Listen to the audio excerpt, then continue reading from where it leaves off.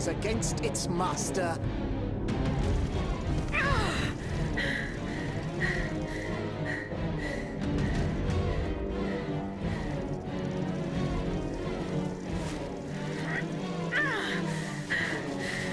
You are not my master, tyrant! You never were!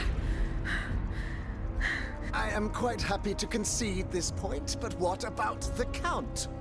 Have you forgotten that he gave you life and whispered the order that animates you? Look how he runs, the coward!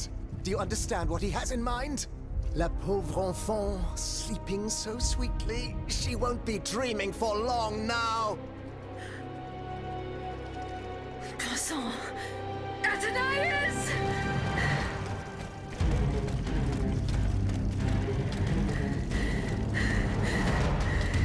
Don't move! The time has come to set you free, Aegis. This whore's soul has poisoned your cogs for too long. Adieu, sad puppet. No! Bonté divine, I don't want to die.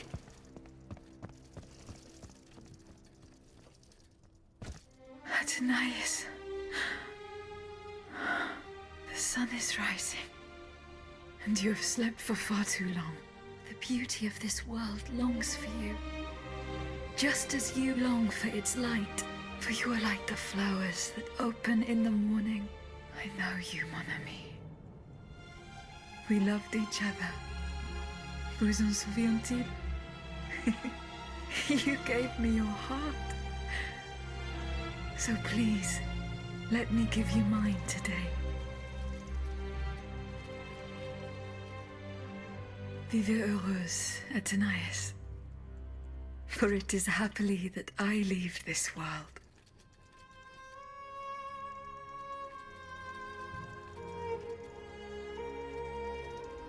This way, monsieur.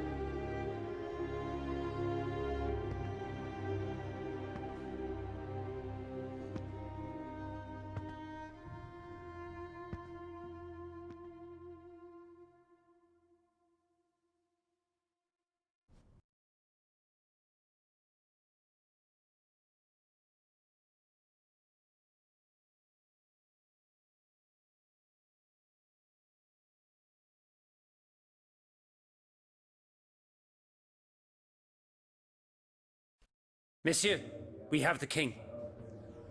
It is now up to us to wield his scepter. In this trying time, crucial decisions must be made without delay. First and foremost, we must take back Paris. And how do we do that, mon Dieu? There are automats everywhere, and they are constantly regenerated by their crimes. My strategy is the only viable solution. Monsieur Laclos' cannonballs filled with vitriol. And where will we find the means to carry out your plan? The city of Versailles is full of ateliers and shops. Moreover, as far as we have been able to see, the king's army has barely been deployed there. And it will not be too risky to look around. Very well. Now, regaining control of Paris depends on our combined efforts. Mais ensuite, once peace has been restored, what of the kingdom? This is indeed a crucial issue. Leaving the nation without a government would expose it to the greatest danger. Worse, it would condemn it to civil war. Eh bien quoi, monsieur? Can you not govern together? Unfortunately, the disagreements that divide our assembly run far too deep. That which we can agree is that we have been given a chance to choose the person who shall succeed the tyrant. I claim this honor. Excuse me? For what reason, je vous prie? Enfin, simply consider the arguments for it. Speak, Monsieur le Marquis. You have our full attention. To begin with, I rescued the Dauphin from his father's clutches and ensured the dynasty's stability. The child will reign as Henri V. We will appoint someone with great wisdom to act as regent until he comes of age. Fie. The people do not need a crowned puppet. Yes, they do. Now more than ever before. Once the Assembly has adopted a constitution, the people will welcome a sovereign who will protect it. A king and a constitution, like oil and water. Go on, Monsieur le Marquis. I have the gunpowder that the king had seized.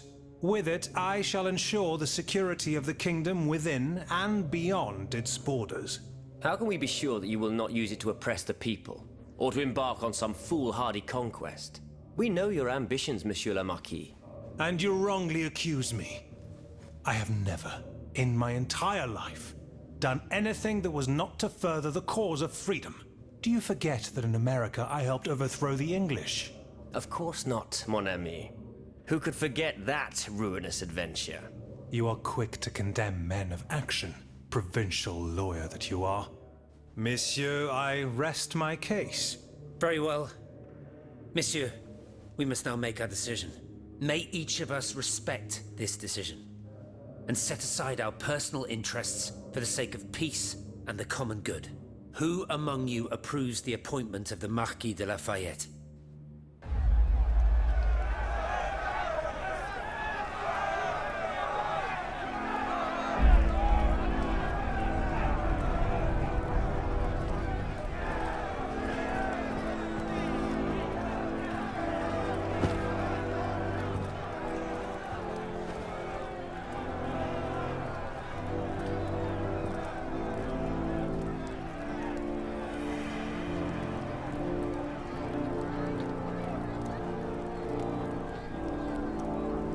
The court bows before the Marquis de Lafayette, Lieutenant Général du Royaume.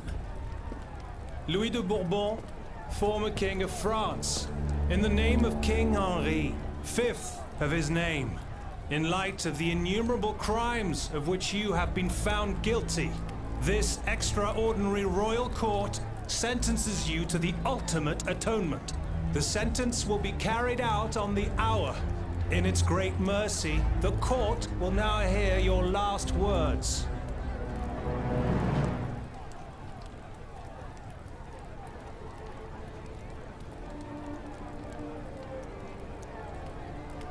My loyal subject, since you must lead a lamb to the altar, since you must offer a sacrifice to this new France that you intend to found, I will be that sacrifice.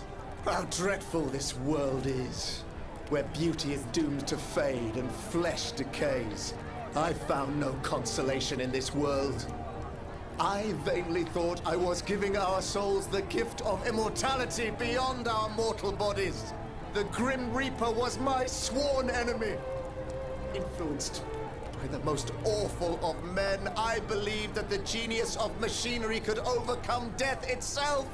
Alas, I have lost this fight, and am branded with the mark of murderer. Life, even more than the crown, was heavy for me to bear. I have suffered too long under the thumb of nature, which I despised.